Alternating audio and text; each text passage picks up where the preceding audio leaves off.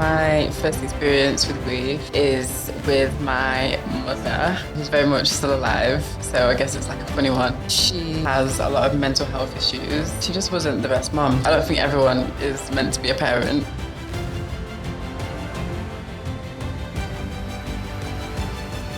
To me as a kid, it was like she'd forgotten about me. She never used to reach out on my birthday.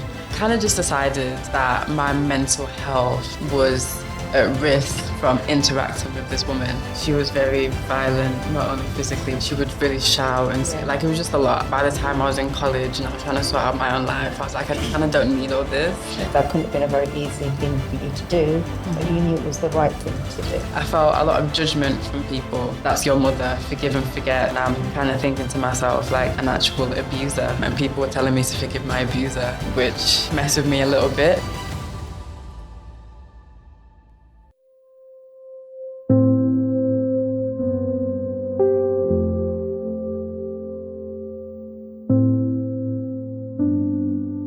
Hey guys, welcome to Grieve Uncensored with Eloho. Welcome back to this episode, and I have Andrea. Hi. Hi. And I have my lovely Lativa. Hi. Hi Lativa. How you doing? How you feeling today? I'm good. Obviously been a little bit nervous about this, but now I have to be here. Thanks for asking me to come on. Of course. Thank you so much for coming, and obliging me. Thank you. I feel precious privileged. Would you mind sharing with us your experience with grief? Yeah. So I would say my first experience with grief is with my mother, who's very much still alive. So I guess it's like a funny one. She has a lot of mental health issues. And yeah, she just wasn't the best mom, to be fair. So I don't think everyone is meant to be a parent, personally. So yeah, we had a lot of issues in my childhood, to the point where my dad had to fight for custody, which I think in itself says a lot, for the courts to give a man custody over a child when the mother's present. I moved out of my mom's care when I was around 6-7 years old. And by this time, I'd been to like 7 different schools. Like, she was a very erratic person, so we'd like moved around a lot. Yeah, so I guess once I moved out of her care, she could only see me with supervised visits. So there had to be like a social carer because of the nature of why I was removed.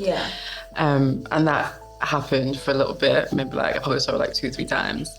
And then after that, contact kind of stopped. At the time I was living with my dad and my nana. So I was loved, cared for, do you know what I mean? I was in like a really loving situation.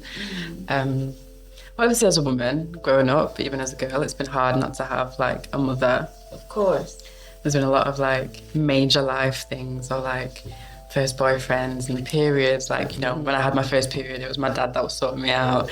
So just stuff like that.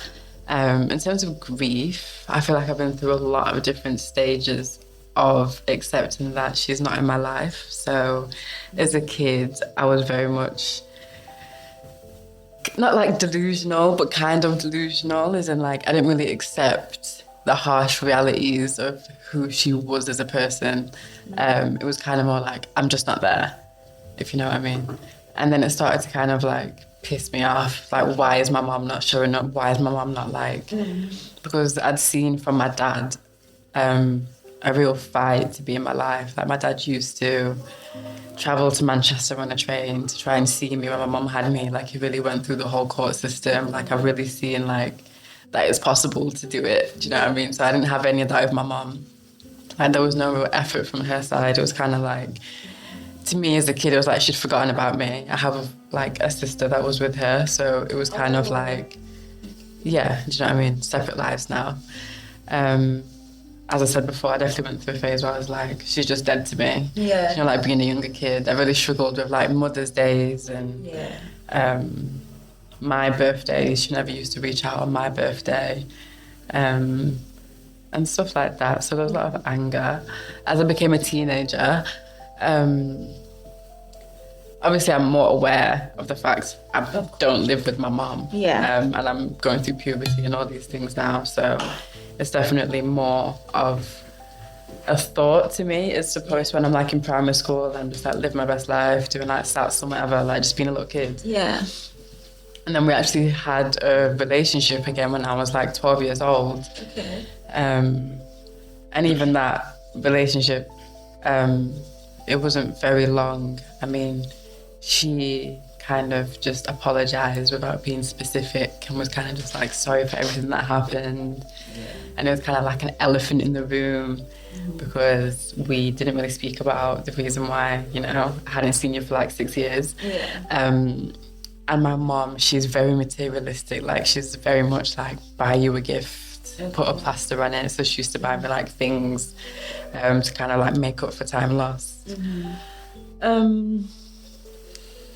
Yeah. And then, yeah, so we had a relationship for a couple of years. But she, as I said, struggles with mental health issues, bipolar, and things like that. So she struggles to even just maintain interpersonal relationships with other people, let alone her kids. Like she doesn't have a good relationship with her siblings. She's just, yeah. So then we had like a massive blowout again when I was like 16, 17 years old. I was in college these times. And yeah, I kind of just decided that my mental health was at risk from interacting with this woman. I felt a lot of judgment from people, especially having an African side of the family that were very much like, that's your mother, forgive and forget type of thing. And I'm kind of thinking to myself, like, this is an actual abuser. And people were telling me to forgive my abuser, which it kind of messed with me a little bit. Even friends didn't understand why I wasn't speaking to her, with her, why I would kind of like denounce even having her in my life. But yeah, so I guess that's kind of like the overall story. I have a question. Yeah. So is your sister with your mom? Yeah. She has a good relationship with your mom? Not particularly. I mean, it's a different situation. My sister's dad wasn't trying to get custody of her. We have different dads. Okay. I believe it was a situation where he should have, but he didn't. So we've just grown up very differently. So, yeah. Okay. Another question. I don't want you to be offended. Okay. So as an adult now, because you're mature, I was just wondering if she has a mental health. So have you ever thought she doesn't know what she's doing? See, my thing with her, and specifically her situation, she was selective. So she's not hitting me in front of people. She's doing it behind closed doors. Oh, she used to hit you? I mean, yeah, it was like a whole abuse thing, like for her to lose custody. It wasn't... Oh, okay. Do you know what I mean? Like there's only really certain things that a mother could do for her to lose custody of her child. So yeah, so I feel like I've always known that even though she has struggled with mental health issues and she's gone through a lot of trauma herself, like at the end of the day, she wasn't wilding out in front of people. Everything was always behind closed doors. And I've always been aware of that. Like if she was actually crazy to the point where like we're out in Tesco and she's like moving mad, then fair enough, but she's very selective with it. There's a lot of people who would think she was like a wonderful person. She's very good at masking and showing different sides of herself to people. So I kind of get what you mean, like, but yeah, like she's very conscious. She's a conscious person. I think she knows what she was doing. Yeah. Like there's obviously factors towards behavior, but like she's not. Yeah, like.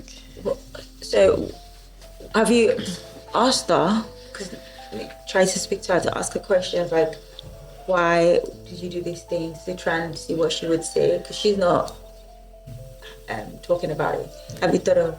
Yeah, we've had conversations kind of like that, and she's very dismissive. She kind of forgets that things happened and kind of like gaslights me to thinking they didn't happen. So I've realised that's kind of a dead end, and kind of just not worth my time. I definitely got to the stage where, like I said, mental health over everything. Like I'm not going to have someone in my life, even if you birthed me, just for the sake of it. Like it's too short for me to be being impacted so negatively by someone who's supposed to love me. Yeah. And I feel like I realised that so early, which is why I was able to kind of like detach from the situation and just be like, okay, cool. People, you know, people lose their parents. People genuinely lose their parents. So I guess this is my version of losing a parent. Do you know what I mean? Yeah, and Andrea did touch on this type of grief in one of the episodes where you were saying people grieve differently. Sometimes it's not losing their parent. It's different types of loss. Yeah. And the sad bit about it is that I know you said that your mum can be a bit, you know, it's like she knows what she's doing to a certain degree. Like she would hurt you in the house, but not outside of the house. Yeah. So she's quite conscious of some of the things that she was doing. Yeah. Which I can see from what you're saying was hard for you to accept, because you're saying, well, if it was any different, I'm guessing you would have given her a little bit of more. I mean, a bit more grace. A bit more grace, exactly, to say, you know, her bipolar is sort of out of control and so on and so forth. Yeah. So I completely get it where you say, I've got to think of my own mental health. I have to, because otherwise, whatever your mum does will project on you. Yeah. Automatically. And that's just something that will happen over time.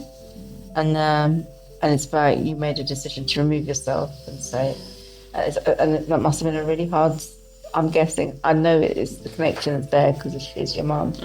And I don't know how that couldn't have been a very easy thing for you to do, but you knew it was the right thing to do. Yeah, 100%. I mean, she was very violent, not only physically, but just, she would really shout and say, like, it was just a lot. Like, by the time I was in college and I was trying to sort out my own life, I was like, I kind of don't need all this. Sure. Like, you've not even been here through all of my upbringing. So it's kind of like, what's the point now? Just for you to just spew foolishness. But it seems that you gave her grace quite often. I mean, like I said, we did try over the to. Years, sporadically, you gave it to her. There was 2 different times where we tried to like rebuild a relationship, and even being like 15, 16, I always felt like the adult in conversations. I always felt like I was more emotionally intelligent when speaking with her, which was even harder because it's like, I feel like I'm speaking to a child almost, but I'm the child in the situation. It's like, you fucked up, but I'm trying to fix it, but you're not receiving it that way. So it was definitely a struggle just to try. It not work, try again, it not work, and then just kind of accept it and be like, I'm just gonna make myself happy, basically. Are you close to your sister? Yeah, I mean, we're close, but it's different. We also have a different parent in a way, so not even just that, but like the mom that I got wasn't the mom that she got, because by the time I'd left social services and been involved, it was kind of like, okay, let me fix on my act now. So we have so we have like a different type of connection to my mother. Like I said, her dad isn't in her life, whereas I have my dad, luckily. So again, she's been more reliant on my mom to live. So her look on my mom is very different to mine. I think severing ties would be a lot more difficult for her than it was for me. And I also feel like, not even to be dramatic, but like on like a Stockholm one, like she's very much used to the behaviour. She doesn't really see it as abnormal because that's all she knows. So I'd say it's a different relationship that we have with her. I was just wondering, what kind of advice would you give Lativa? I don't give advice. Counsellors don't give advice. I love that. No, we don't give advice. We give suggestions, but we don't give advice. What kind of suggestions would you give? I suppose because you've made a decision.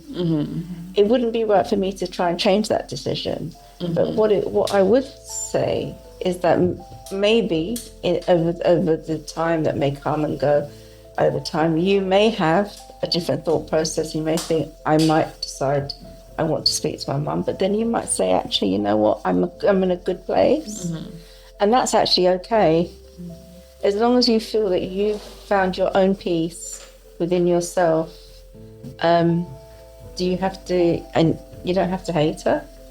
I feel like I'm past that stage now. Like, you know that you've gone past it. So I'd say to what you've done about taking care of your mental health, is massive. It probably wasn't, like I said earlier, it probably wasn't the easiest thing for you to do because of the close connection of her being your mum. Yeah. I would love to think that your mum would get some help and she could be a different person in getting that help from somebody, but she's got to be ready to receive it. 100%. If she's not in that place, the journey's going to be a lot harder. But I would wish she could get to that place because, again, you looked after your mental health. Her mental health is, from what you're saying, is not in a very good place at all. And that this is over a long period of time. And just to have that peace of mind and to able to have that. Because the mind's a very complex thing. And when it's troubled, it can take on different forms, as you have experienced in your own young life as well. So I take my hat off to you that that you did that, and you were able to say, you know what, I've got to prioritise my own mental health here in order for me to get through my life.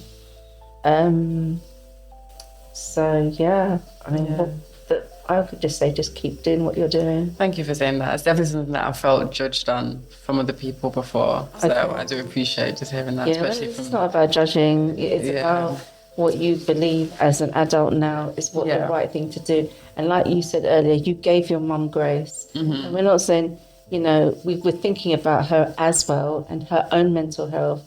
And like I said, if she can get help that can support her, then that's going to be fantastic for her. Then maybe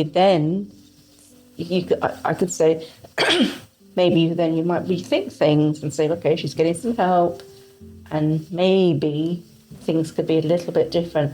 But like I said, she's got to know within herself, this is what I need. If she doesn't know what she needs and what's going to be good for her, and she wants to stay in that same place, then I always say you can only control what you can control. You can't control what anyone else is doing, and it doesn't matter if it's your mum, your dad, your uncle, your auntie. You can only control what's within your means to control. You can't control anybody else. So cool. Is there anything else you'd want to add? Yeah. So around this time last year, so it was last New Year's, I lost my uncle. And it was on New Year's Eve as well. And I remember at the time I was actually out in London. I was with my friends, celebrating New Year's Eve. And I remember my dad rang me while I was out. And my dad rings me quite a lot. We've got a really good relationship that we speak literally every day. But he rang me and he was very make sure you're safe. Do you know what I mean? He was quite he sounded quite stressed. And I was kind of out in the club, I was in the toilet, so I was like, I can't hear you. You know what I mean? I'm having a good time, I'll speak to you in the morning. And then the morning came, obviously it's New Year's Day now, so I kind of hung over with my friends, just in the flat. And then my dad called me to tell me that my Uncle Ryan had passed away the night before. And obviously he knew that he passed when he called me, but I guess he didn't want to tell you because drop the news then while I was out. But obviously looking back at how he was on the phone, it makes sense, And I feel like for me, I definitely can dissociate from traumatic things.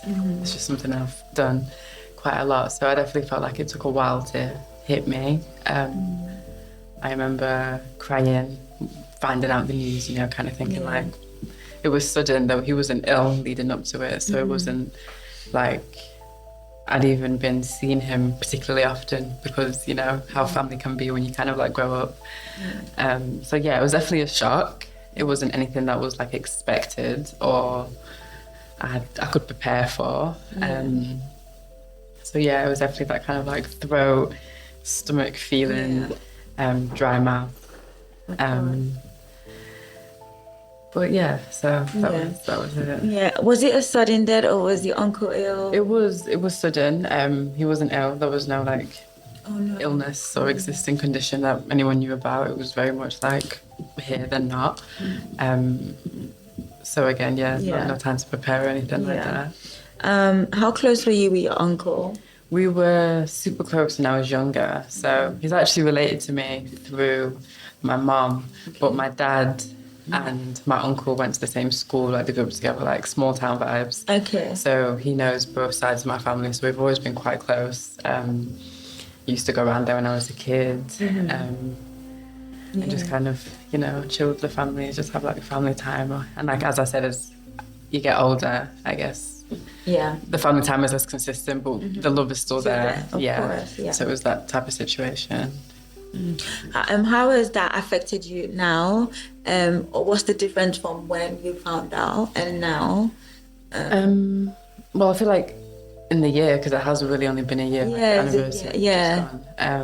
I guess accepting it. The funeral, I guess, helped with my grief, just because it was such a beautiful send off. Just really like beautiful words were spoken, and it was just a really good turnout. So I remember that helping me to kind of like come to terms with the loss, and to just feel kind of like surrounded by people who were going through the same thing, I guess, as well.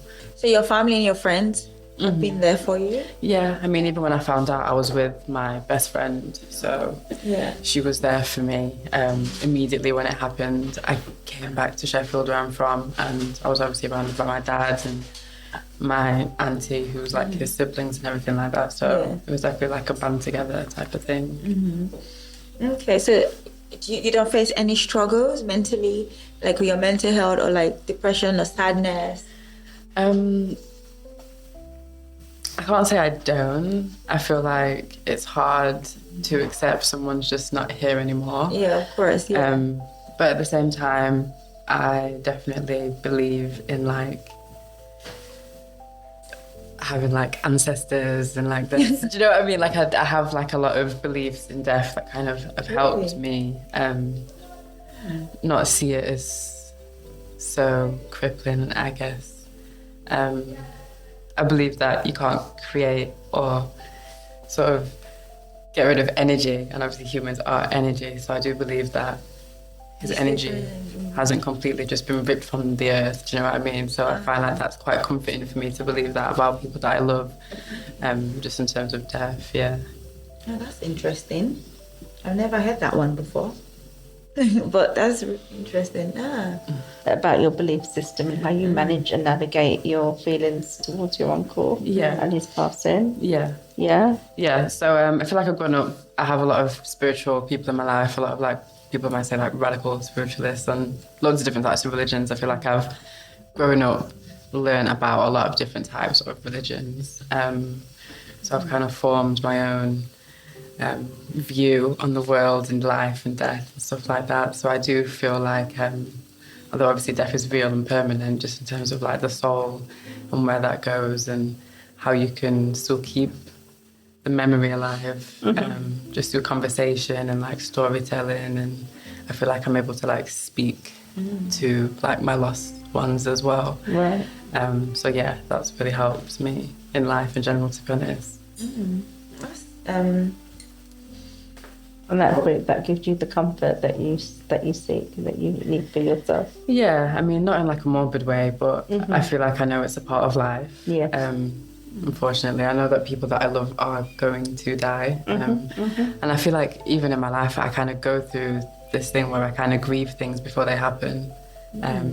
Maybe it's like a protection thing, or just like, so yeah, it's something that I've always been very aware of, that like life isn't rosy, like things can happen, people do pass.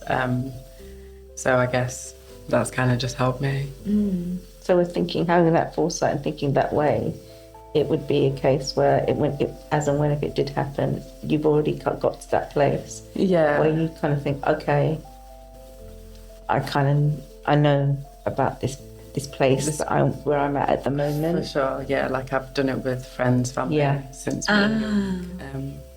So it's definitely something that like if I encounter it in life, I'm like, okay, obviously I'll go through the emotions, but I feel like I'm just able to process it in a way that like is healing for me, because I try to have a lot of faith in life or some sort of energy after death, as opposed to like you're gone forever, like there's none of you in the universe, you know what I mean? So that's definitely something that like I feel has helped me.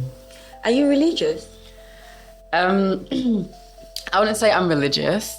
I'm definitely spiritual. Spiritual. So I'm not an atheist. I do believe in like a higher power. I believe in, but I don't follow a set religion per se. So do you believe in God?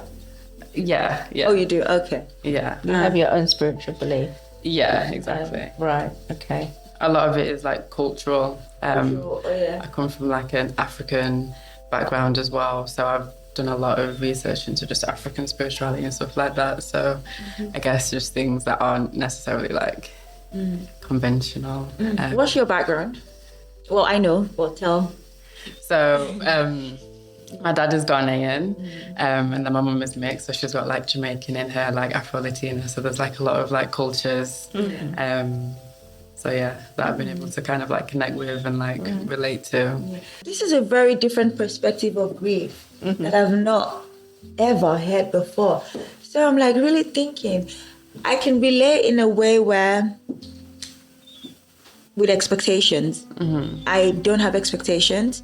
So therefore, I don't get hurt easily by other things. Not with grief though.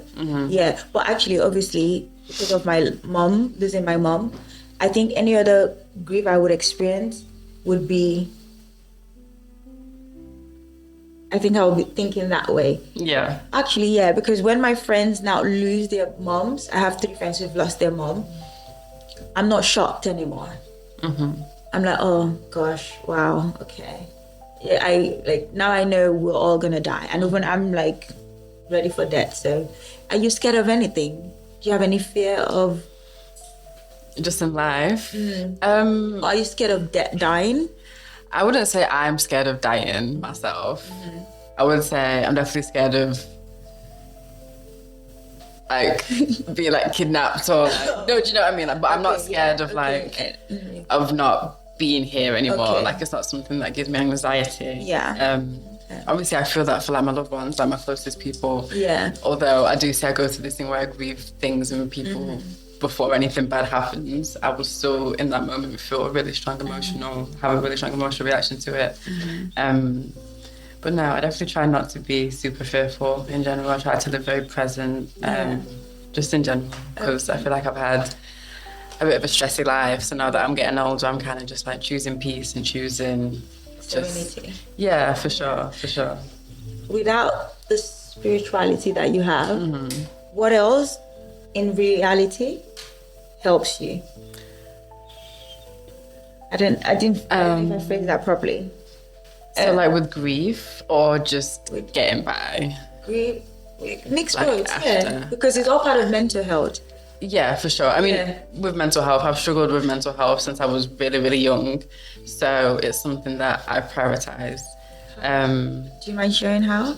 How I prioritize or how I've struggled? Yeah, how you struggle, but... Yeah, so I had quite a stressful upbringing.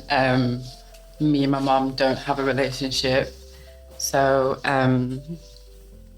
had to deal with a lot of big people issues at a young age. So I feel like that's probably one of the reasons why, people think I'm mature and older than my years and stuff like that. I would say meditating. Okay. I have gone through therapy, like I've paid for therapy, so I've had therapy before. I feel like I'm able to self-reflect. I feel like I'm not in denial about some of like the issues that I've had. I feel like I worked really hard to find like the source of a lot of my issues as well. I feel like that's helped me just understanding where certain behaviours come from, or where certain like destructive thought processes come from. Because even I mentioned before about how I might grieve things before anything bad happened. I know that's not a normal thing to do, and it's definitely a coping mechanism from having like a lot of bad things happen at an early age. I see. So it's just things like that, like I guess just being really aware of who I am and what I've been through to get here, so that moving forward I know, okay, this is this. What can I do? Like, what can I tap into? A lot of it's definitely meditation. I do, like, I'm definitely have like an addictive personality, so I've definitely used like weed and stuff like that, like medicinally. So yeah, I guess. No, I just like I said before, you know, everybody has their own way of dealing with their grief, and this is your way of dealing with it. And if it works for you, then that's fantastic. That's really good. And it seems you have a very calm disposition over it as well. That it doesn't mean to say that other things don't happen in your life. I'm not saying that at all. But the way you're navigating the grief is right for you and helps you to cope. That's your coping, and how you can manage and navigate through life, even though you know you've suffered that loss. Yeah, even self-medicated and just I smoked a lot of weed, smoke a lot of weed. So when I was younger, I definitely used that as a way to sort of detach from anxiety or like any sort of intense feeling. Obviously, as I've got older, I've realised I can't be as dependent on a substance for that sort of release. So I've like meditated, I've really like made my well-being a big focus, like even if it's just like skincare or like going to the gym or just eating well, like I really tried to just have healthy habits. I feel like it helps your mental health, like exercise helps. Exercise is just the best release. So I feel like I'm very self-analytical anyway, so I'm definitely able to like separate myself from a situation and kind of have like a weird like bird's eye view of the situation without being emotionally attached to it. And I feel like that's kind of helped in a way that like I'm able to get over things because on like a logical one, I understand why it's happened. I understand the outcome, and I'm like, okay, cool. I can't wallow in it forever. Like I want to be happy. Like that's a choice I want to make for myself. So what can I do to get there? I guess. Yeah. You know what? Now you talked about your mom and grieving her not being present. Now I see how it makes sense when you're saying your spirituality. So that was your first grief. I would say so, yeah. Yes, I mean, I get that. Yeah, I would definitely say I can relate. So that was your first grief. So this is why other people, because your mom was the first person who's meant to show you love. Because my mom, I could relate if you're not having your mom. And I know that. And I always say, oh my God, I'm so sorry about that. Yeah. Because my mom, so I understand now your coping mechanism when it comes to grieving. Because when I'm not close to my dad, and I used to say, oh, my dad, it feels like he's not alive. So I understand now. Okay, that makes sense. Yeah. It's a big loss for you for not having that relationship with your mum. Yeah, I mean, it was from when I was about 6. So I guess. That's a young age, right? So. But at the same time, I've lived my life without her longer than I have with. And she wasn't the best person either. So it's not like I'm actually grieving a good person. It's kind of just the idea of a mother as opposed to like I miss this specific person. Sure. It's more of just like everyone else has this and I'm missing it. I guess that was the grief that I had like from being like a kid, like really young. Yeah. Is there anyone else that is like a mother figure in your life? Yeah, of course. Of course. I've got so many beautiful women in my life. I've got like my grandma. I've got my dad's sister. Like so many people that have like had that feminine sort of like output onto me. So that's definitely a good thing. Yeah. Okay. Thank you so much for your time. Thank you. Thank you, Andrea and Lativa. Pleasure. The quotes for today actually kind of relates to what you said, coincidentally, because the quote says, sometimes the people around you won't understand your journey. They don't need to. It's not for them. And this is by Jobert Bota. I apologize if I said your name wrongly. Until next time, peace out.